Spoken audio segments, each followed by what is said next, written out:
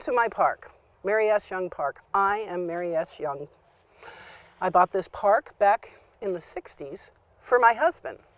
My husband wanted to run cattle. 130 acres this park was, 3 different parcels, runs along the Willamette River and along Pacific Highway. I was born in Andover, New Hampshire, Mary Scarborough, came to Oregon in 1924. I lived in Lake Oswego for 55 years and was very involved with civics. Started the Waverly Country Club. I also started the Lake Oswego Garden Club and was active in the Girl Scouts with my 2 daughters. My husband and I built a beautiful home on the lake called Twin Firs.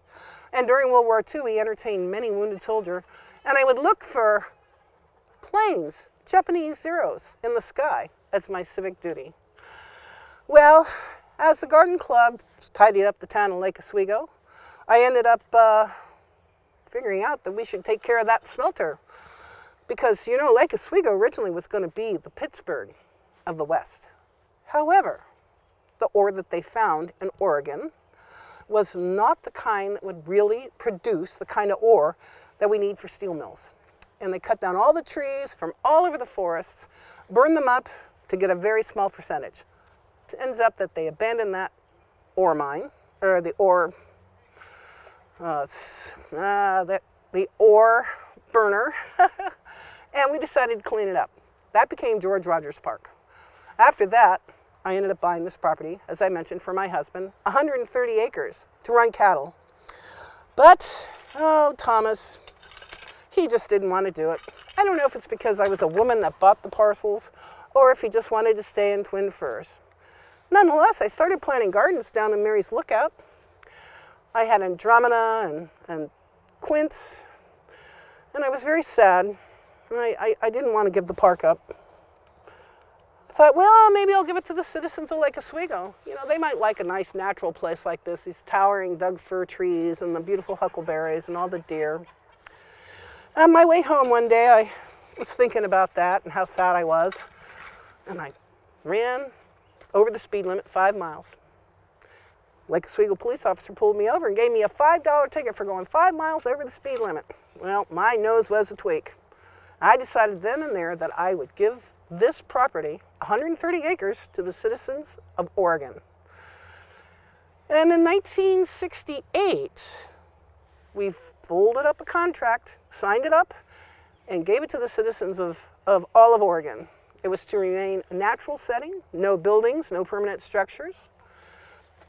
And I was pretty proud of that. I died in 1970. The park was dedicated in 1973. However, the contract was a wee bit short-sighted because there was no fees charged to use the park, there was no revenue coming in, and the maintenance of the park was very expensive. In 2000, the new millennium 2000, I believe it was the city of West Linn went into a partnership with the state of Oregon to help maintain this park and to keep it as natural as possible. I hope another time you can come to my park, take a stroll down one of these paths, go to my lookout, and take a swim in the river. Thank you very much. Well, hello, my name is Ray Penske, and I was born on April 17th, 1915 in Oregon City. I wanted to be just like my father and my uncle and work in the mill. They worked at the Crown Zellerback Mill on the West Linn side of the Willamette River. However, you had to be 18 years old to work in the mill. Even though I thought I was perfectly capable, they wouldn't let me. But I did work my way on to the construction crew at the ripe old age of 14. One of my jobs was to fish after the tools that the construction company dropped into the river. So I would dive in, retrieve the tools, and bring them back out. Well, my 18th birthday, I marched down to the mill, headed towards what we called the wet end, where the grinders were, and the mill manager stops me and points me in the other direction. And so I have to go to what we call the dry end and work down where the papers are. So I end up being a machinist on the number 6 machine, working swing shift. Well, in 1964, my wife Alice and I moved from Oregon City down over to West Linn, right there on the Willamette River. It was a beautiful spot. I was able to enjoy myself and partake in, well, in my side hobbies and boat and hunt for artifacts. My boys and I discovered all manner of Native American artifacts along the river. And as a member of the Oregon Archaeological Society, they would often accompany me on our digs. I retired from the mill in 1977 and passed away in 2006, buried in the St. John Cemetery in Oregon City. Well, that's enough about me. Let me tell you a little bit about the mills. 1887, about 26 years after fire and flood have swept through Linn City, the Willamette Falls Pulp and Paper Company is given a contract for 50 years to operate a mill on the south side of Moore Island. 2 years later, Mill A is opened, and 20 tons of pulp is produced by the 4 water-powered grindstones. And that pulp is then mixed with slurry and sent down to Stockton, California. So what would happen is that logs would come down the river, cut up into smaller chunks called bolts, then debarked and put into sandstone grinders. Well, 1889, another company, Crown Pulp and Paper Company, is given permission to open on the north side of Moores Island, and then eventually in 1905 they joined forces with Columbia River Pulp and Paper Company. And so for a decade you have the two mills operating on either side of the island in relative peace and harmony until joining forces about a decade later. Things are going so well though on the island that in the 1920s 1,500 people were employed working in the mills. But as often the case, there are tensions between employers and employees, and eventually there is trouble, if you will, and the West Linn Inn is built right near the mill to house strikebreakers. Now, the West Linn Inn also housed workers coming across the country to work during World War I and during World War II. Tensions are eased and things are going quite well at the mill, including up to 10 paper machines running in the 1930s. After World War II, we pioneered a new paper coating that is using carbonate and clay to produce a fine, high-quality paper for reproduction purposes. By the 1950s, there are 40 grindstones operating at the mill. Well, as I said, times change, and 1970s sees the closing of the West Linn Inn. 1980s, the restaurant closes, and in fact, the entire building is demolished. 1986, the mill is sold to James River. In 1990, it's sold to Simpson Paper Company. By 1996, the mill closes, and 550 people lose their jobs. In 1997, however, the West Linn Paper Company is opened, and today, using 3 machines, 750 tons of high-quality paper is produced every single day. Thank you. Well, good evening. Major Robert Moore here, a major, War of 1812, I might add. I arrived here in the Oregon country in 1840. Most people don't realize it was called the Oregon country until it changed their territory in 48. But so I really actually got here in 40. I was part of the Peoria Party that left in 1839 out of Peoria, Illinois, but it took me over a year to get here. I didn't arrive until 1840. My group actually kind of fell apart, and I was part of the daddling group and got here late. But once I got here, one of the things I did was buy land. Now, you notice what I used the word was I bought some land. Kind of unusual in those days because most people didn't buy land, they just took it. So I bought this land right there at the falls and very quickly built a house called, what we called Robin's Nest. And I could look down on the falls, in fact, look right across the falls at Oregon City.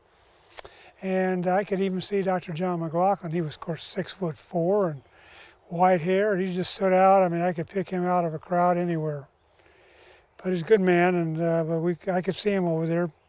But I called the area Robin's Nest and decided to plant a city right there and called it Robin's Nest as well.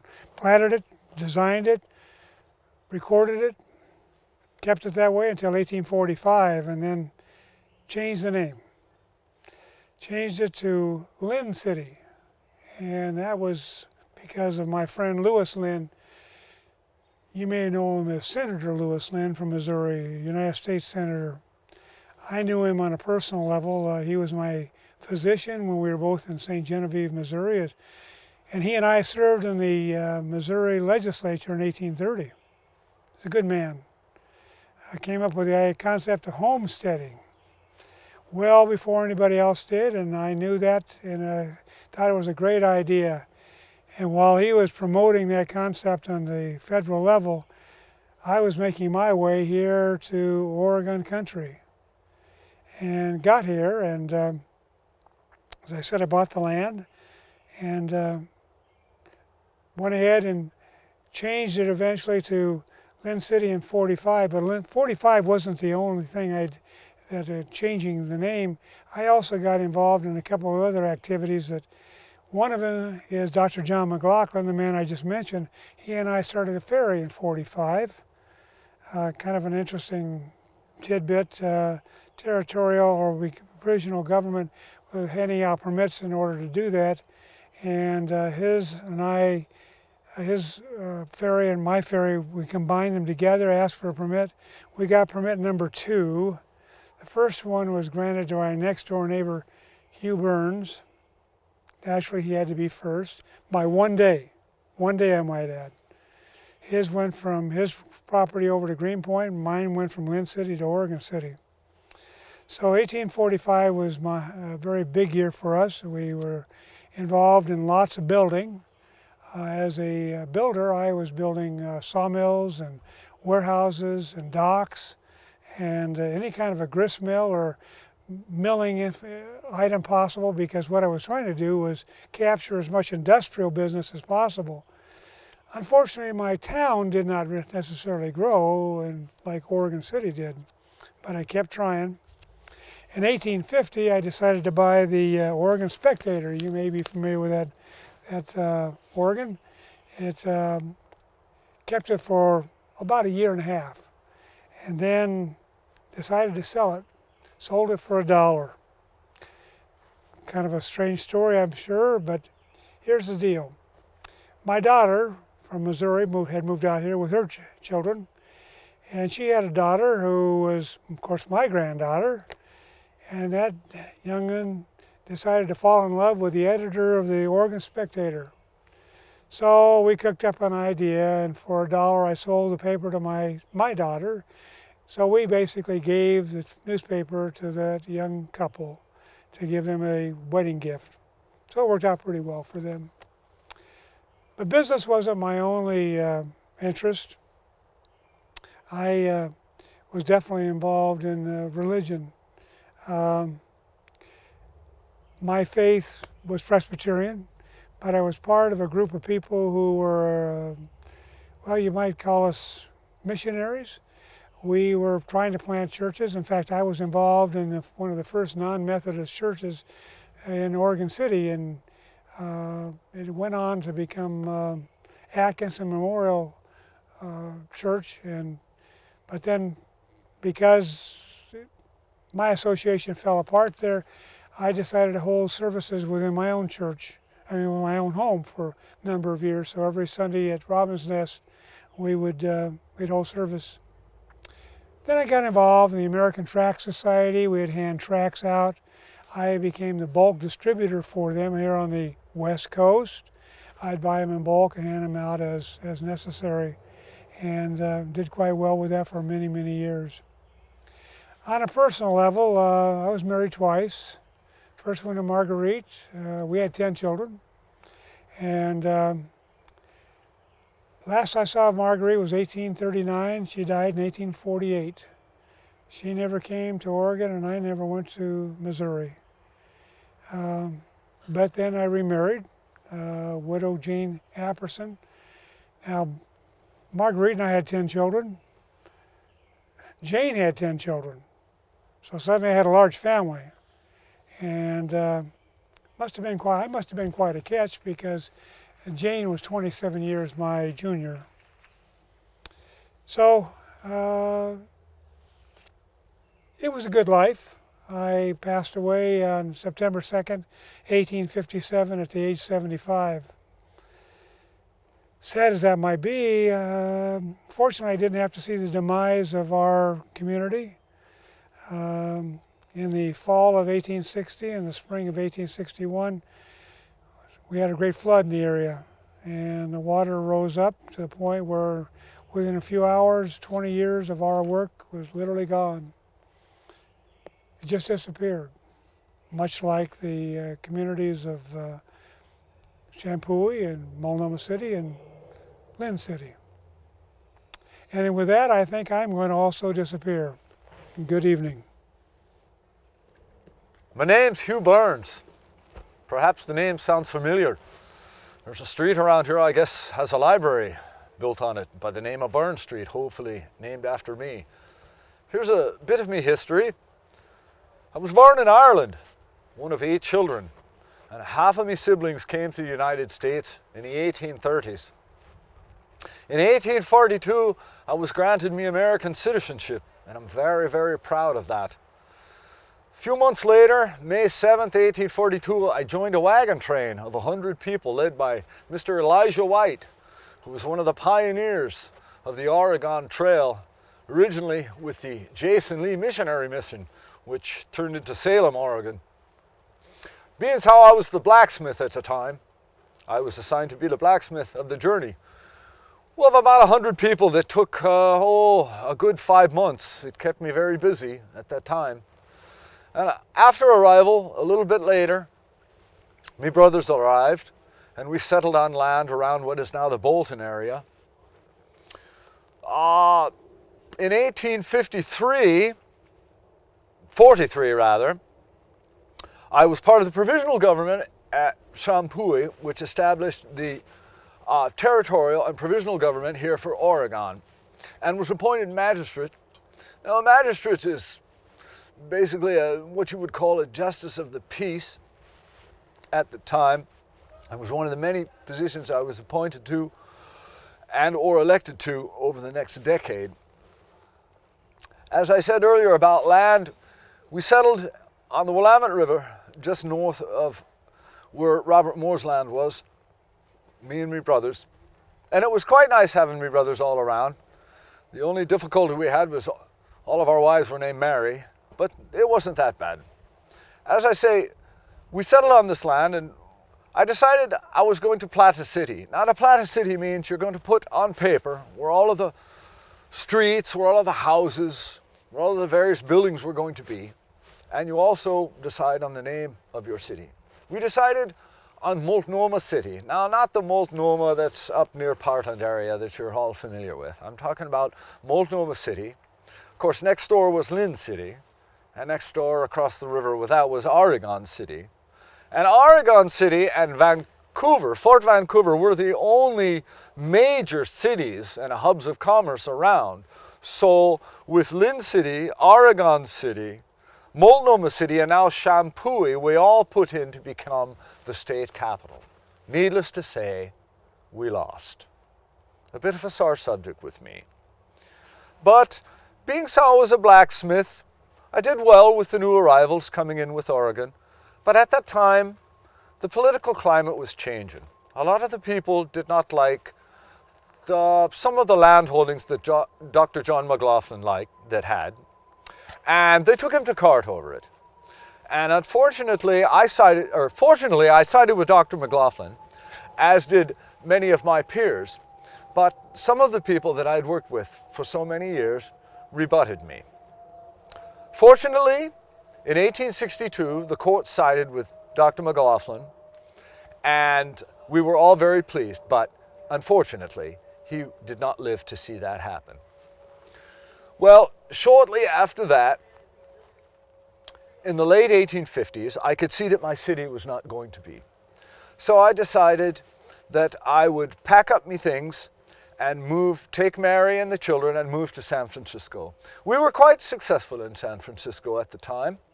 We did quite well there, and I did come back a few years later to see the city and see what had progressed, but still the political climate was still changing.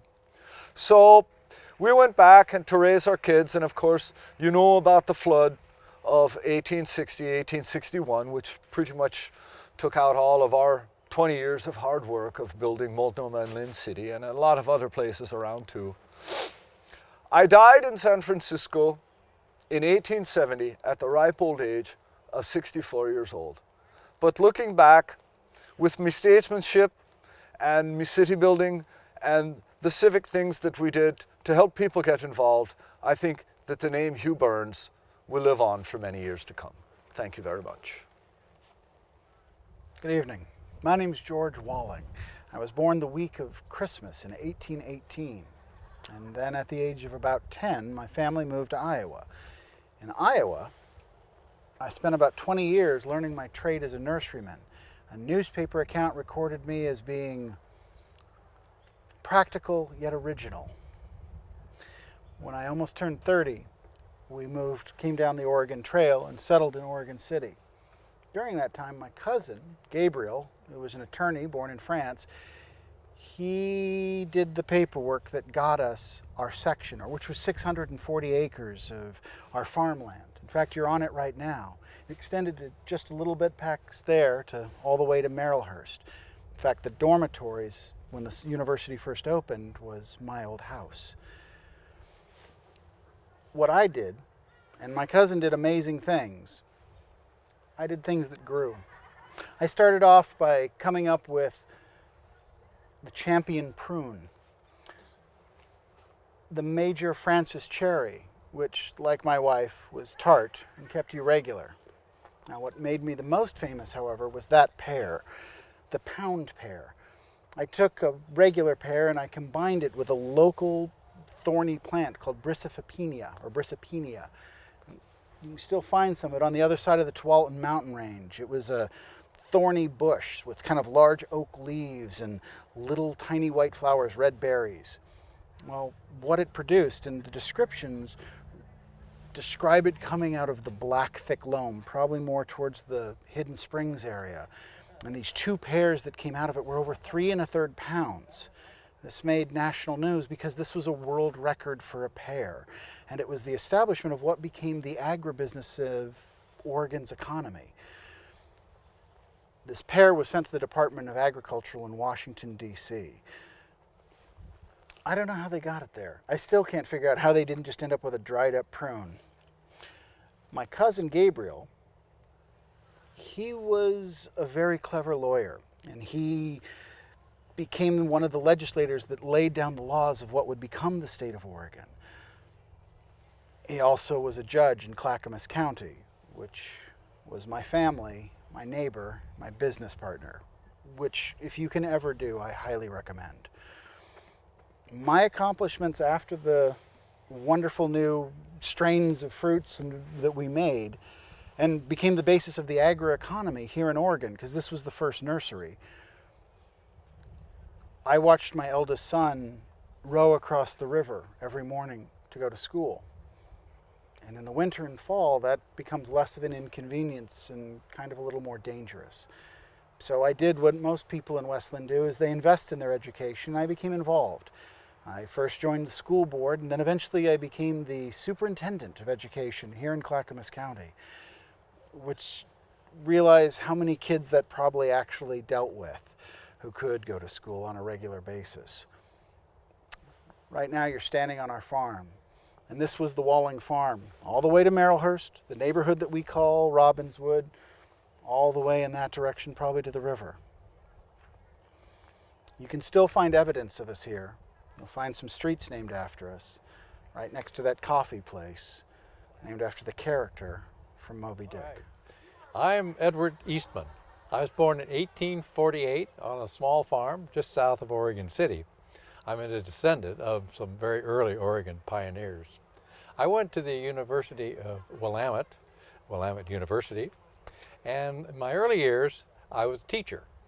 And in fact, I maintain an abiding interest in furthering other people's education, and I was on what would be the equivalent of a school board in Oregon City throughout my life. And later they honored me by naming a building after me over there. I studied law, and in 1876 I passed the bar, and I had a very successful legal career. This was the late 1870s and early 1880s, and I was beginning to develop an interest in business. And I established the Bank of Oregon City, and I became its president and remained its president throughout the rest of my life. This was the dawn of the experimentation of electricity and the dreams of what that new technology might be able to do for the country and for the world. And I was beginning to think, what role might the Great Falls of the Willamette be able to play in that story? And I had learned that Thomas Edison had perfected the light bulb. So the proverbial light bulb sort of went off in my mind. What can I do to be a part of that story? So I began to buy up water rights around the falls, and I bought the Willamette locks and land on the west side of the river. And in 1888, I partnered with a man named Parker Morey, who was an engineer, and we created the Willamette Falls Electric Company. I was its president and general manager for the rest of my life. And we installed Edison's direct current technology, and we electrified Oregon City. But I really had my eyes on the much larger prize downriver. The big city of Portland had almost 50,000 people in it by this time. And on June 3rd, 1889, we managed to make the first long-distance transmission of direct current electricity in the United States, in the world. Some people say the universe. I haven't gone quite that far. This was the time, as I noted earlier, of the great power wars, the currency wars, when Thomas Edison was championing his direct current technology. Think of the typical battery, continuous charge, and Nikola Tesla, the Serbian immigrant, was working with the idea of alternating current, where there would be a positive charge and then a negative charge, positive, negative, thus the name alternating current. And in the winter of 1890, we had a big flood on the Willamette, and it destroyed parts of Station A, which had housed the Edison technology. But in a sense, that was fortuitous, because rather than reinstall that technology, we installed Tesla and Westinghouse's alternating current technology. And in the summer of 1890, we relit Portland, and it was the first city to be lit by that technology. It was a risky business, however, because Westinghouse, in its contract with us, said, if this doesn't work, it's not our fault. It's all on you. They didn't have that much confidence in it, but it did work. In 1892, my company changed its name to Portland General Electric. You know it as PGE today. And in 1893, we platted the community of Willamette Falls, which we know today as Old West Linn, or the West Willamette Historic District. And in 1895, we opened Station B, which was on the west side of the river, and it shares the same island that the West Linn paper mill is on. And it's the third longest continuous power plant in operation in the United States today. Sadly, I wasn't around to see anything that happened after 1891. In 1890, I was elected to the Senate, the Oregon State Senate. And in 1891, on my 41st birthday, I died in that chamber. I obviously didn't age well, and my obituary said that I overworked and overtaxed my body. I left behind my wife Clara and 3 young children, one of whom was only a few months old. Clara later married my good friend and business partner, Parker Morey, who had lost his wife a few years before. Clara outlived both of us, and she lived until 1927, and we're all 3 buried in the same plot in Portland at the River View Cemetery, Clara in the middle, I on one side, and Parker on the other. And that's my story. Thank you very much. Welcome. Oh, yes. Paper. Yeah, paper. Some say paper that it flows through my veins, but well, that's because my family's been in the paper making business for 3 centuries. Although that might not be the reason you know me. I'm John Luthwaite, the first mayor of this here town of Millsburg. Bet you didn't know that was the name they first came up with back in 1913, when the town of Windsor and Bolton and Sunset City and West Oregon City all decided to become their own little municipality. And that was the name they settled on, Millsburg. Well, it didn't last, of course. You see, Mr. McBain, who was the owner and operator of the Crown Columbia paper mill, he wanted to offer a $5 reward to whoever came up with the name for the town. Now, here's some of the names that they had come up with. I personally like the fact that someone tried to buy off Mr. McBain by naming the town after him, Lee McBain City. Well, the jury, they actually didn't like any of those names. They went back to the list and settled on Millsburg. That lasted about a week. You see, some people didn't like the fact that it was called Millsburg because they thought there was more than mills here in West Linn. Being that I worked at the paper mill, I disagreed, but they settled instead on the name of West Linn, taking the Linn from the pioneer town of Linn City, and the west, of course, from the fact that we were on the west side of the Willamette, West Linn. Although West Linn wasn't always my home. No, I was born in 1844, back in Ireland, in Douglas, the Isle of Man. Yes, my family had been in the paper-making business for many years. My father, Alexander, he moved us to New York City in 1857, where we went into the paper-making business. Yes, but it was that Civil War that really put a wrinkle, if you will, into our paper-making business. Yes, the Civil War. I was ready to take up arms for the Union right away. My father, he had other plans. He didn't want me to go. No, I wasn't old enough to fight.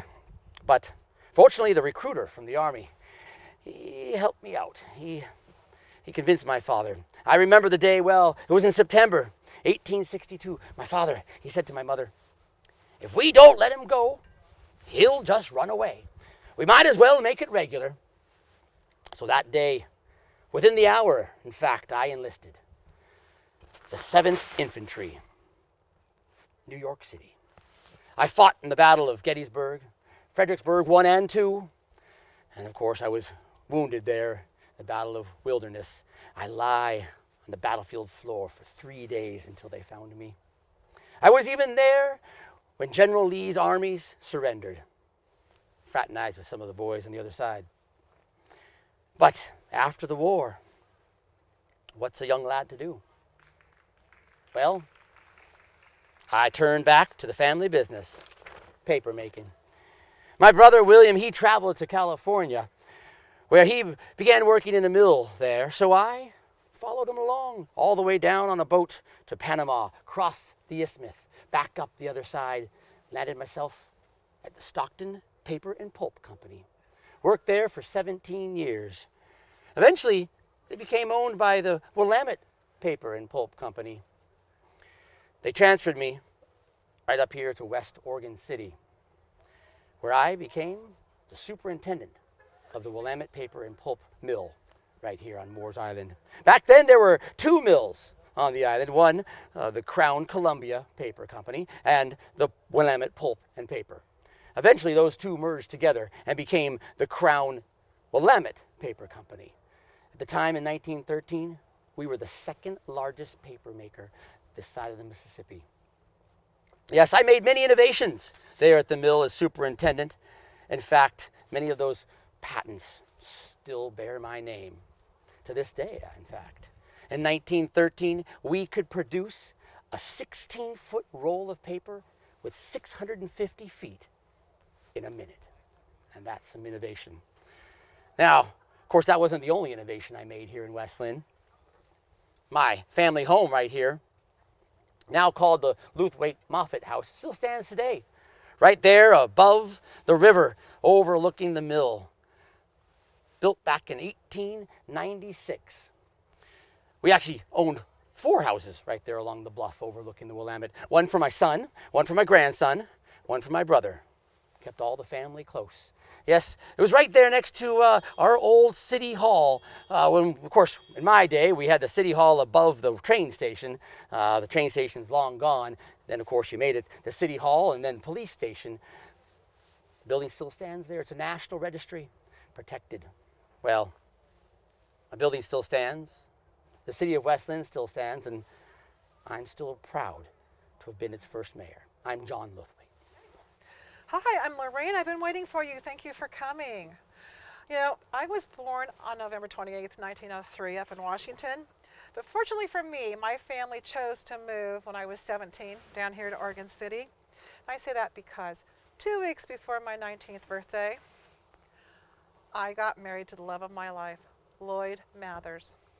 So I am Lorraine Mathers. Okay. And, you know, I see you still don't know who I am. Well, as it happened, Lloyd had a brother-in-law named Ewald Eastman. Ewald dabbled in some different things, and one of the things that he chose to do was to transport students to schools in this area. And Ewald had what he called a big bus, and he also had what he called a little bus. And this was in the early 1920s, so he was pretty forward-thinking. Ewald had other business ventures as well. There was something he did with rocks that I don't quite understand, but he had this machine called a rock crusher, which crushed him. Oh yeah, it's very sad. And you know, one of the things I really love about Lloyd is that Lloyd is one of those guys who will step up when something needs to be done. So right away, Lloyd stepped up and he started driving that big bus. I thought, you know, if Lloyd has that can-do attitude, I can too.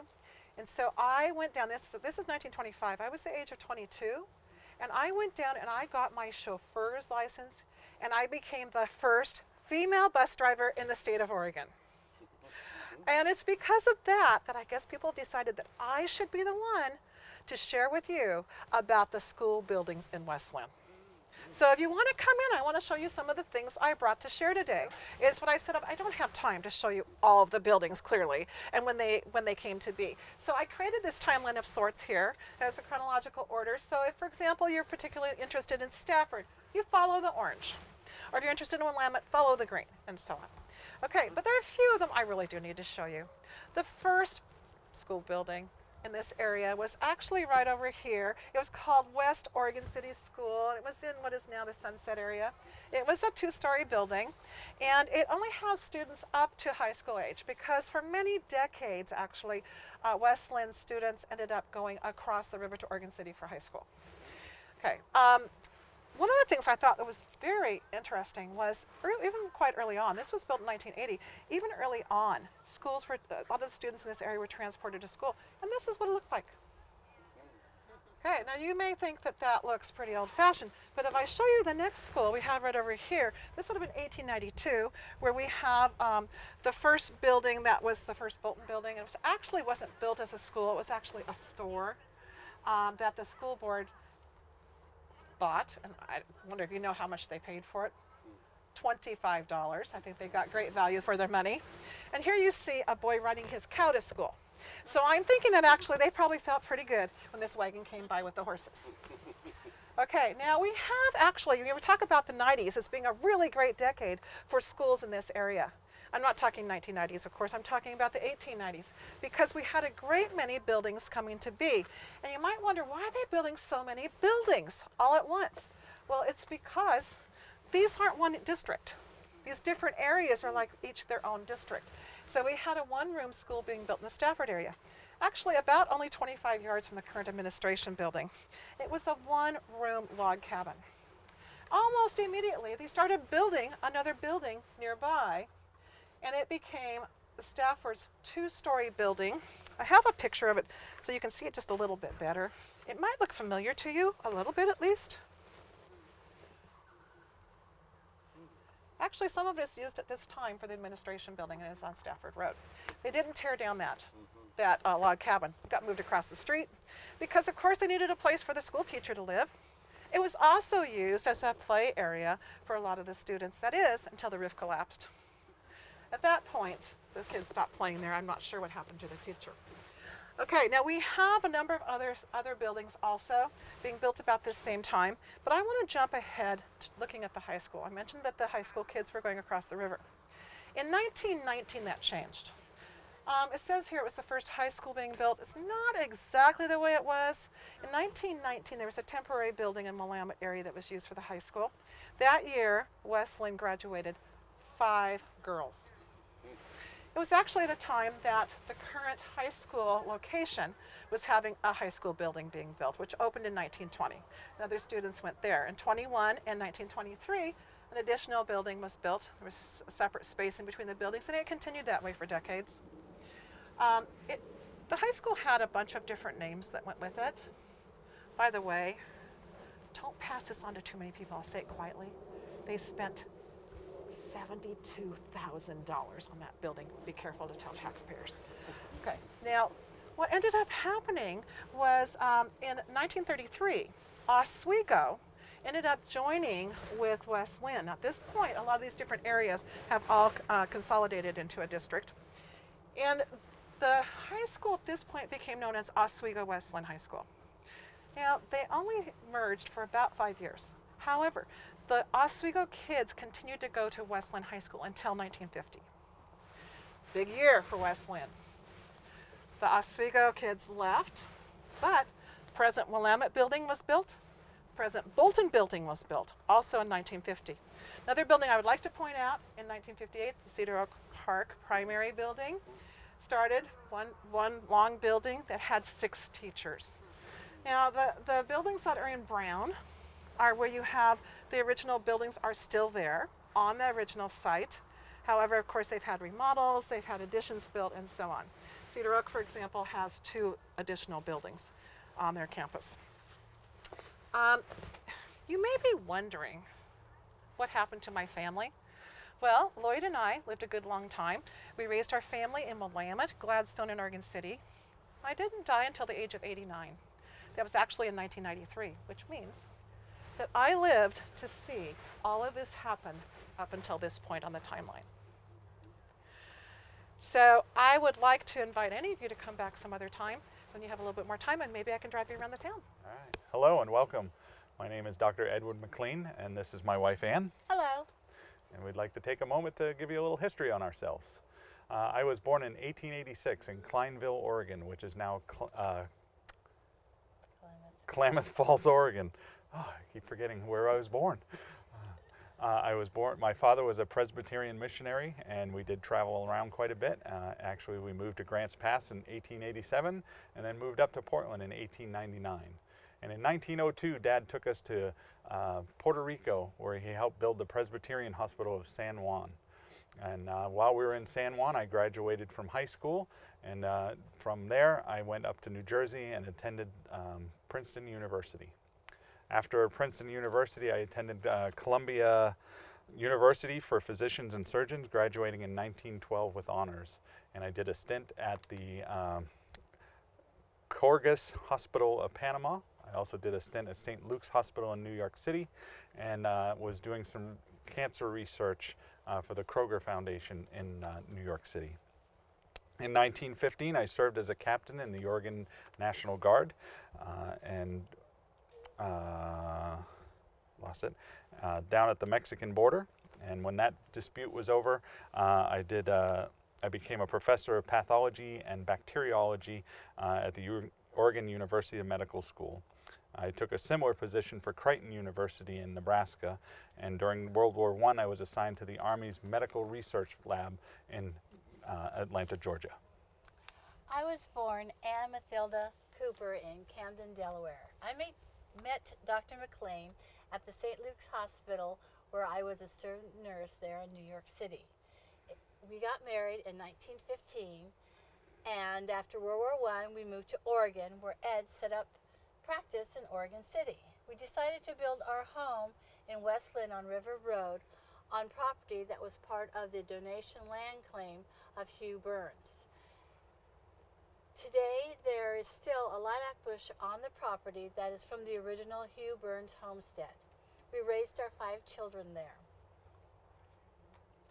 We developed the property into an arboretum with giant trees, including the giant sequoia trees, shrubs, bushes, flower gardens, vegetable gardens, tennis courts, pony barn, and lots of room for our children to run and play and explore. My favorite garden, of course, was the rose garden. Many of the patients in my practice were from the mills in Oregon City and in West Linn. And during that time, I was instrumental in putting together the Physicians Association of Clackamas County, or the PACC for short. That was an organization put together that was a prepaid medical insurance by the mill workers. It had also became the standard throughout the United States as an insurance company. During World War II, I served as Director of Procurement for physicians in the Selective Service in Oregon, and for several years I was a member of the State Board of Examiners. In 1944, I was honored to be elected president of the Oregon Medical Association and retired in 1960. Unfortunately, in 1963, Anne passed away from Parkinson's disease, and I, in my waning health at that time, decided to sell our property to the city of West Linn, which they purchased in 1969 for $27,000. And not too long after that, I passed away at the Gladstone Convalescent Home. In the late 1970s, the city of West Linn developed plans to utilize the property, which included a 2-lane boat ramp, tennis courts, parking lot, and picnic areas. The neighborhood did not approve of the proposal, and the city of West Linn appointed the McLean House Task Force to develop an alternative plan for the property. The task force felt it was important to restore the house and use it for historical reasons, because West Linn was a major part of the early development of Oregon. The city approved the plan and appropriated the money for the development of the property and the restoration of the house. The task force became known as the Friends of the McLean Park and House, and to this day they still maintain the property. The house is available for rent for community events, for art shows, weddings, receptions, family gatherings, teas, any kind of community events. Ed and I are very pleased and proud of the work that the Friends of the McLean Park and House have done to maintain our park, our house, and our property. We'd like to invite all of you to come and visit us. We're just down the road a little ways. Thank you for coming. Thank you for coming. Welcome, I'm Virgil Maddox. Hello everyone, I'm Dorothy Maddox. I was born August 28th, 1898 in Fort Wayne, Indiana, and I came out to the Oregon City area with my parents when I was just 3. My dad, Jay Maddox, he worked at the Hawley Pulp and Paper Mill. My mom, Marma, she was pretty busy just raising kids. There were 5 of us. I was the oldest. I had a younger brother and 3 sisters. I was born in 1914 as Dorothy Lydia Summer. I grew up in Northwest Portland on Northwest Cooch Street. My father, his favorite hobby was gardening, and I learned to garden at a very young age. When I was young, like as a teenager, I liked to race motorcycles. I liked to fish too. Fishing on the Willamette River, that was one of my favorite things to do. Well, later in life, actually, I harvested lamprey. One year, 200 tons of lamprey around the falls. That was quite a year. I also was a mechanic for a while. Worked at an auto shop down in 12th and Main in Oregon City, and maybe you know the old store. And back then I was kind of young. I got married kind of young too. I married Bernice Wheel and had a son, Richard, in 1923, and thankfully he gave me 2 grandkids. Back then, before I knew Virgil, I heard he was a bit of a good looker, if you know what I mean. His friends called him Red. Yeah, well, my first marriage didn't work out so well, but I met Loretta Blackthorne a few years later, and we got married, but that didn't work out so well either. But I met Dorothy here later, and we got married in 1941. We've been together ever since. Back in those days, I worked at a little store maybe you've heard of called Montgomery Ward. And I just love to read. I read books on biographies, history, archaeology, and of course my favorite, I read a lot about gardening. Well, I continued my fishing ambitions, and I went out to Astoria. I was a commercial fisherman, Pacific salmon then. There was a lot of salmon teeming in the rivers and the oceans. It was really something. And I rebuilt an old lifeboat then in the 20s, but I realized I needed a bigger boat. So I worked my way back to Oregon City, built my first boat, the Loretta, after my second wife, of course. Yeah, well, shortly after we married, we rented a canoe and we went up and down this Willamette River looking for a place to live and, well, for Virgil to build boats. Yeah, my boat designs were becoming really well known, particularly my fishing boat designs. You can see some of them here. I was getting interest all up and down the coast in my boats. Yeah, we just loved this river. Oh, and we then found the most perfect piece of property right here in West Linn, a little road called River Road. Maybe you've heard of it? It's a great place for us to build a place, Virgil to build his boats. Yeah, my boats were made out of wood, and in those days there was a lot of logs coming down the river. They'd break loose from log rafts going to the mill, and even during floods, big logs up to 50 feet in length, huge, would just float down the river. They didn't brand logs in those early years either, so it wasn't a big problem. We'd just snag them, haul them up on the shore, and mill them right there into big planks for our boats. Well, he was so busy building boats, we lived for 2 years in an 8 by 10 foot woodshed. A little space for a stove and a fridge and a little place to sleep. But eventually we finished our house. But I tell you, our favorite thing for 13 years, 2 months every summer, we'd get in a boat. I think it was the Great Blue. Great Blue. We'd go down the Willamette River, down the Columbia, all the way down the coast off of outside of San Diego, and we'd fish for tuna. And we always took our little cat Susie with us. Yeah, those were the darn cat. days. Well, you know, I love tuna too. And Dorothy, she made really good tuna fish sandwiches. Well, and we also would go up to Alaska and go fishing in Alaska, and most times somebody there would like his boat and he'd sell it to them up in Alaska, and we'd have to come home and Virgil build another boat. Yeah, well, they liked my boats. They were pretty unique design, you know, unlike some boats that had seams like every 8, 10, or 12 feet. My boats normally, they didn't have any seams, and you know, I was building boats 40, 50 feet in length, even up to 55. Gosh, my longest boat, you can see it over there, the Lorraine, that was 61 feet long. It took me 4 years to build that boat. I also built some steel boats in the last years of my boat building, and you see the boat next to it there, the Mar Azul. That was the last boat I built. I was 75 years old when I built that boat. Well, while Virgil was busy building boats, I of course had my gardening, and then of course we had so much wildlife on our property. Oh, we had Canadian geese, white geese, heron, deer. What else we had? Quail, pheasants, porcupine, beaver too. Yeah, my Virgil, he built feeders for all those birds and squirrels. Oh, for 20 years we fed wildlife on that property. Yeah, we just loved it. And then I, of course, kept busy too with my beautiful perennial gardens, flower gardens, my cutting gardens. I just loved making flower arrangements. Yeah, these flower arrangements. I think Dorothy entered every contest in Clackamas County. I think she won every award for her flower arrangements in Clackamas County as well. I was part of this group, maybe you've heard of them, the West Linn Garden Club. I think some of my friends are still in that garden club.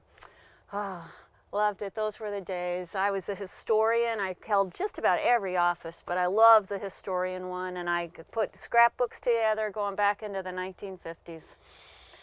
Well, sadly, I lost my Virgil in about 1991. He was 93 years old, and I lived for a little while on the property by myself. And then a few years later, in 1999, I too passed away at 85. And, well, we left our property. We gave our property to the city of West Linn to use as a passive park. We hear caretakers in our old home, taking care of our old home. And maybe you've heard of the place, Maddox Woods. Yeah, well, you know, today, Friends of the Maddox Woods, they're working hard to restore Dorothy's gardens, and they've got a vision, too, of even restoring my old boat barn into an interpretive center. And they've unearthed the carriages, the carriage system, the old tracks we used to drag my boats out to the river. And boy, if you haven't been down there, come on down sometime. Enjoy the scenery and take a look. It's really quite a place. Yeah, make sure you go. And thanks for coming by. Toodaloo.